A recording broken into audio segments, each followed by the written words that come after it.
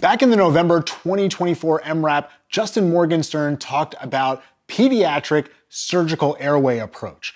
The big thing that he wanted to nail home was that the surgical approach is probably better than the needle approach. In kids who are greater than about 7 to 8 years of age, we can probably do a crike. Younger than that age, we're not going to be able to do a crike, and we need to have another surgical approach. So Eileen sat down with Steven Rosenblatt to talk about the /trach. This is going to be our surgical default approach in kids that are less than whatever age allows us to do a crike, somewhere in that 7 to 8 range. When we are doing this, what we want to do is extend the neck and pull back any redundant tissue, which little kids can often have.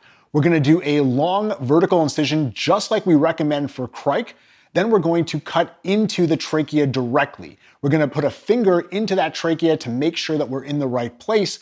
And then we can place a bougie and then railroad a tube over that, or we can just put the tube in itself. This is very similar to the crike approach that we advocate for adults, except we're not going through the cricoid membrane, we're going directly through the trachea. And Steve really stresses the fact that this is a /trach. It's not going to be a pretty procedure, but our surgical colleagues can fix that in the operating room later.